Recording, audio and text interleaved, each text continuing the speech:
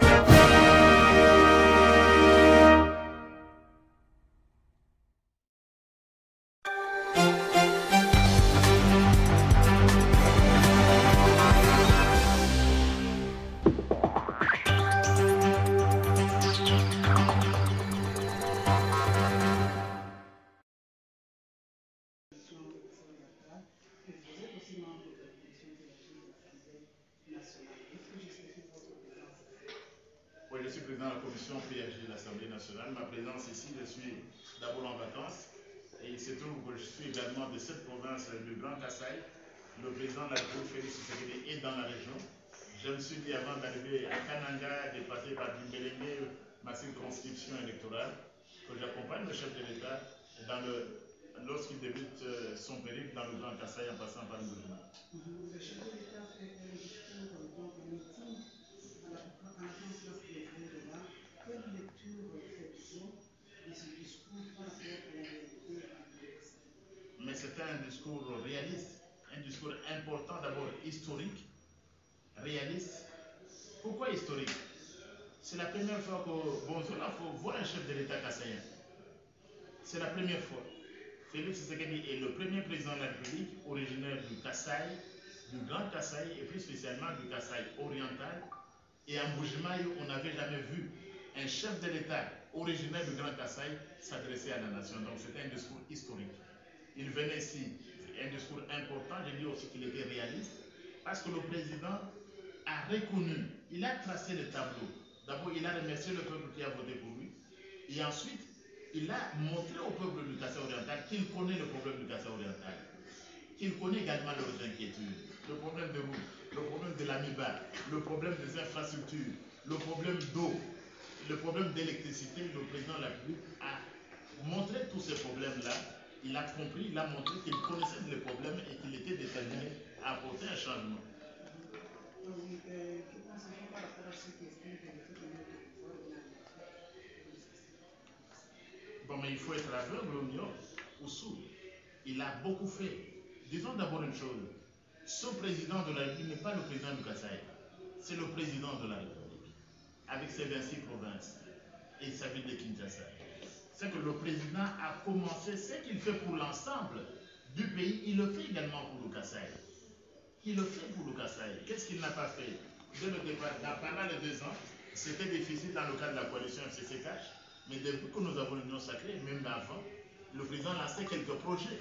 Il y a le projet de l'Amiba, il y a le projet de barrage ici, il y a le projet de Chile-Gelou ici, et des choses qui sont en train de changer. Et la gratuité dont on a parlé, elle profite également au Grand Kasaï. Et donc le président a dit qu'il connaît le problème et il n'est pas allé pas de promesses. Il dit qu'il reviendra dans une année. Il reviendra pour qu'on voit ce qu'il aura fait. Avant de leur dire, il a déjà annoncé qu'il va se décider un deuxième mandat. Mais il reviendra. parce qu'il a fait des promesses, et cette fois-ci, ce ne sont pas des promesses en l'air, parce qu'il reviendra constater la situation sur le terrain. Et sous le Grand Kasaï, je crois, parlant à Bouchema justement, nos peuples du Kasaï oriental savent être parfois trop critiques pour lui. Je suis également de la région. On critique, mais vous n'avez pas les mêmes critiques du président de la République parfois au Bandundu ou à l'Est. Pourquoi est-ce que la population du Kasaï oriental peut, certains, pas tous, pourquoi certains peuvent être plus critiques envers leur propre président que leur propre? Non. Je suis également du Grand Kasaï, je crois que notre président de la République, et si je peux décider, je dis notre frère, on ne va pas m'accuser demain d'être tribaliste. Hein? Mais le président de la République a fait des choses, nous devons le soutenir pour en faire davantage, et il en fera mieux que l'ancien régime qui nous a malmenés pendant des années. Vous demandez à Félix Tshisekedi ce qu'il a fait dans 2 ans, mais demandez à ceux qui étaient là ce qu'ils ont fait dans 18 ans. Ceux qui ont dirigé le Kasaï oriental pendant 20 ans, qu'est-ce qu'ils ont fait? Et même pendant les 2 années qui restent, il fera mieux que tous ces médiocres qui étaient ici et dans la province du Kasaï oriental et qui n'ont pas pu faire grand-chose. Je n'ai cité personne. Je n'ai cité personne, mais je dois tout simplement dire tout ce que n'ont pas pu dire. D'ailleurs, le langage ne vient pas de moi, c'est le feu cardinal Mosengo qui parlait de la médiocrité. On n'avait jamais demandé à M. Mosengo, au cardinal, de retirer le mot médiocre, parce que ce n'était pas une insulte, il ne citait personne. Non, je disais tout simplement, il va faire. Vous savez, je disais tout à l'heure, la plus jolie fille au monde ne peut donner qu'au Sekena. Nos amis qui étaient dans le passé, nous pouvons les remercier même. Merci de m'avoir posé la question. Mais nous avions compris qu'ils étaient limités. Ils ont donné ce qu'ils pouvaient donner. C'est-à-dire qu'ils ne pouvaient pas mieux faire. Mais tu sais qu'il fera mieux. C'est ce que j'étais en train de dire. Donc, si vous voulez que je le dise, voilà un peu comment j'ai nuancé les choses. Professeur André Mbata, vous êtes le président de la commission PAG et nous apprenons que le bureau de la CENI va bientôt afficher courrier. Pensez-vous que les membres qui ont été proposés, les membres de l'opposition qui ont été proposés récemment proviennent de la vraie opposition? La vraie opposition. Et je répète à partir de Boujimaï, nous avons la meilleure équipe de la CENI et les meilleurs cadres que nous pouvions avoir de l'opposition. Les meilleurs. Parce qu'il n'est pas toujours, tout n'est pas meilleur dans l'opposition. Sinon, le Congo ne serait pas là où il est. Sinon, on ne parlerait pas de la situation actuelle dans le Kasaï oriental qui laisse à désirer. Mais on a pris les meilleurs qu'on pouvait trouver dans l'opposition. Vraie opposition, oui. Didi Manara. Mais il a signé avec moi le procès verbal de consensus. Donc il n'y avait plus de divergence. Il était le deuxième vice-président. C'est le président du groupe parlementaire du PPRD. Président du groupe parlementaire du PPRD. Député national élu pendant 3 fois à Kassongo dans le Maniema. C'est lui qui parlait. Donc personne ne peut dénier à Didi Manara la qualité d'être leader de l'opposition. Vous avez Agema Debo. Lui aussi, personne ne peut lui dénier. Il est de l'opposition. Lyongo, Jean, membre de la plénière. Je disais, Agema Debo vient de Lualaba parce que dans la CENI, aucune province ne peut être représentée par les 2 membres. Didi Manara, c'est le Maniema. Agema Tembo, c'est le Lualaba. Et le 3e, c'est Lyongo Jean, ancien gouverneur de la province orientale. Membre du comité de crise dirigé par celui que vous connaissez, qui se trouve être également un originaire de votre province. Et il est là. Qui peut le dénier? Et député national, et membre du comité de crise. Il est là, il a accepté non. Moi, je ne veux pas suivre un tel langage. Moi, je dois privilégier les intérêts de la nation. Je dois servir notre peuple qui veut des élections transparentes et libres. Je vais à la CENI, donc personne. Et d'ailleurs, depuis que l'équipe a été mise en place, vous avez entendu suivi un calme plan au niveau de l'opposition. Vous n'avez pas entendu tant de critiques. Peut-être on attend l'investiture. Ah, on attend l'investiture. Non, on n'a pas besoin d'investiture. Depuis qu'ils ont été investis les 3, est-ce que vous avez entendu les critiques? C'est parce que personne ne peut les regarder dans les yeux et leur dire que vous n'êtes pas de l'opposition. Donc nous avons pris les meilleurs de la CENI qui provenaient de l'opposition, particulièrement du FCC. Quelle lecture faites-vous par rapport à ce qui estime que M. Kadima ne peut pas offrir de bonnes élections? Ce sont ceux qui ne veulent pas des élections. Ce sont ceux qui ne veulent pas des élections, ceux qui aiment les dialogues. Ils croient qu'il y aura encore un dialogue pour fabriquer un Tchibala ou quelqu'un d'autre. Je peux vous confirmer qu'il n'y aura pas ce dialogue-là. Il n'y aura pas ce dialogue-là. Félix Tshisekedi, président de la République, ne fera pas ce dialogue-là où les gens... Quand vous avez fait tant de mal à un peuple pendant 20 ans, vous avez besoin de temps pour qu'il vous pardonne, pour vous recycler et tout ça. Mais dans tous les cas, maintenant l'équipe affiche complète.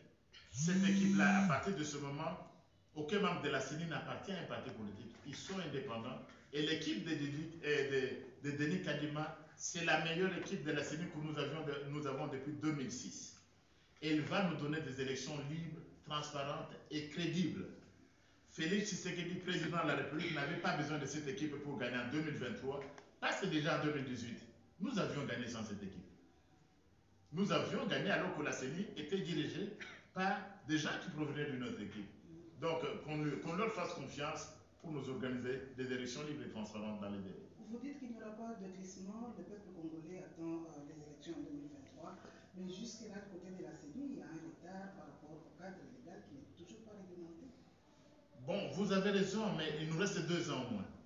Et je crois que lorsque nous revenons à la session de mars, l'une des questions prioritaires devant l'Assemblée nationale, ce sera l'examen de la loi électorale. L'une des questions prioritaires. Et nous les ferons au moins 1 année et demie avant les prochaines élections. Nous serons dans le délai. Maintenant, ce qui importe, c'est que la CENI ait des moyens. Et parlant des moyens dans le budget actuel, je dois vous dire, Félix Tshisekedi, le président l'a dit, nous avons actuellement un budget de 11 milliards de dollars. C'est du jamais vu. Et nous pouvons en faire mieux. Parce que ceux qui disaient qu'ils étaient spécialistes en macroéconomie, ils ne pouvaient même pas amener le budget à 7 milliards. Même pas à 5 milliards. Non. Voilà, c'est pour la première fois que nous avons un budget de 11 milliards et ce n'est pas encore suffisant. Et si on laisse Félix Tshisekedi travailler, et si vous lui faites confiance, et nous sommes dans la province du Kasaï oriental, si le peuple du Kasaï oriental fait confiance à Félix Tshisekedi, président de la République, nous allons faire mieux. Mieux dans l'amélioration des conditions. Si le peuple du Kasaï oriental, au lieu de laisser la parole à quelques minoritaires, à quelques illuminés qui passent le temps à critiquer, je sais pas critiquer, si le peuple du Kasaï oriental, la province d'origine du président de la République, si elle le soutient, ce peuple le soutient et l'encourage, je crois, ce président de la République, notre président de la République, peut encore mieux faire, non seulement pour cette province, mais pour l'ensemble de la République, parce que nous n'oublions pas, il n'est pas le président du Kasaï oriental, il est le président de la République démocratique du Congo. Professeur André Fata, que proposez-vous par rapport, donc pour mettre définitivement fin à la désignation des membres de la CENI par les composantes? Bon, ça c'est une question intéressante, mais je l'ai dit, je crois, ça c'est à titre personnel, c'est la dernière fois que les églises interviennent dans la désignation des membres de la CENI. Parce que vous avez vu comment ils étaient incapables de désigner des hommes de Dieu, incapables. Alors qu'on critique les politiciens, ils ont été incapables de désigner un président de la CENI. Bon, Dieu merci, on y est arrivé, mais je crois, et à titre personnel, ils ont raté la chance. Ça devrait être la dernière fois que les confessions religieuses interviennent dans la désignation des présidents de la CENI. Ce serait, tout au moins, la tâche devrait être réservée à la société civile dans l'ensemble. Mais je crois déjà, pourquoi je le dis, il y a sûrement des collègues qui vont préparer des propositions de loi pour qu'on mette fin à cette sorte de dictature. Nous sommes un État laïque et il y en a, ils se sont donné tous les galons. Mais le peuple, la République, ce ne sont pas les confessions religieuses. Mais nous n'en sommes pas encore là, ils ont quand même reconnu leurs erreurs. D'autres se sont confessés. Et vous savez, à tout péché miséricorde, nous-mêmes aussi, nous nous confessons devant les pères spirituels. Mais les pères spirituels doivent avoir aussi l'honnêteté, lorsqu'ils ont aussi péché, de se confesser. Ils se sont trompés. On dit en latin, errare humanum est. Se tromper, c'est humain. Mais persévérer dans l'erreur, persévérare diabolicum, c'est persévérer dans l'erreur qui est diabolique. Mais j'ai compris que même nos pères spirituels ont compris que c'était une erreur. Le train est parti, il est parti et nous devons travailler avec. Et pour les amis de l'opposition, ça ne sert à rien de faire des marches. Ce train-là ne va pas rentrer. Vous voulez gagner les élections. Eh bien, soyez prêts à compétir contre le Félix Tshisekedi, président de la République. au lieu de faire quelques marches à Mbuji-Mayi, dans les rues de Kinshasa, aller dans les fins fonds, faire campagne, sensibiliser la population. C'est ainsi que nous pouvons, vous savez, nous sommes un parti, moi je suis de l'UDPS, un parti démocratique. Nous sommes prêts également à aider l'opposition, parce que nous avons fait dans l'opposition 38 ans. On doit leur apprendre aussi des techniques pour qu'ils puissent, s'ils sont capables, peut-être après 5 mandats, s'ils sont capables de reprendre le pouvoir. Voilà, madame. Professeur André Mbanda, je vous remercie. Je vous remercie, madame. Oui. Non, je ne suis pas en train de dire ça. Je dis seulement ceci. Vous savez, moi, je suis de ceux qui ont vu la CENI naître. Parce que j'étais au dialogue intercongolais de San City. Et le leader Maximo Etienne Tshisekedi était encore vivant à San City. Nous avons mis cette commission électorale qui n'existait jamais dans notre pays. Et comme enseignant en Afrique du Sud, j'étais consultant. Nous nous sommes inspirés du système sud-africain. C'est la même façon que nous étions inspirés du système 1+4. Parce qu'en Afrique du Sud, il y avait 1+2. Eh bien, en Afrique du Sud, il n'y a pas de confession religieuse. Tout au plus, on peut mettre les mécanismes, on peut laisser cela à la société civile si on veut. La société civile. Et pas aux confessions religieuses, parce que nous sommes d'ailleurs un État laïque. Donc, pour mettre fin à cette gymnastique où, au lieu de prêcher la bonne nouvelle du royaume, des hommes de Dieu passent tout leur temps à parler de la politique. Mais il faut dépolitiser les confessions religieuses. C'est ça que je suis en train de répéter. Au lieu de parler de la dépolitisation de la CENI, il nous faut dépolitiser les confessions religieuses. Ici, il faut tout confier à la société d'avoir un candidat président de la Commission électorale nationale indépendante qui viendra dans une société civile qui, de temps plus on le sait aujourd'hui, on le décrit, elle est devenue plus politique que les partis politiques eux-mêmes. Mais on doit mêler, dans tous les cas, on doit sélectionner. Qu'est-ce qui est arrivé pour la CENI? Malgré les candidats Kadima et les autres, ils sont passés devant la commission paritaire. Nous avons éliminé beaucoup de candidats. Nous avons éliminé une cinquantaine de candidats. Mais au final, s'ils ne s'entendent pas après, peut-être que la CENI n'existera plus. Parce que la CENI n'existe pas aux États-Unis d'Amérique. Nous l'avions voulu pendant la période de transition. En France, il n'y a pas de CENI. En Belgique, il n'y a pas de CENI. En Italie, il n'y a pas de CENI. Vous n'avez jamais vu le pape intervenir lors des élections en Italie. Le Vatican est en Italie, n'est-ce pas? Vous avez déjà entendu le pape. Mais un évêque ne peut pas être plus catholique que le pape. Si le pape n'intervient pas trop en politique en Italie, comment est-ce que les évêques... Non. Je crois qu'il faut dépolitiser les confessions religieuses. Je crois que nous n'allons pas nous engager dans ce débat-là. Nous aimons bien nos pères spirituels. Il n'y a pas de problème entre l'Église catholique ou protestante ou les autres avec l'État. Nous sommes en bon terme. Nous devons tous travailler pour la même population. Les églises ont déjà compris aussi que les chefs spirituels étaient en erreur. Et aussi peuvent se tromper. Et ils s'étaient trompés en ne parvenant pas à un consensus sur le choix du président de la République.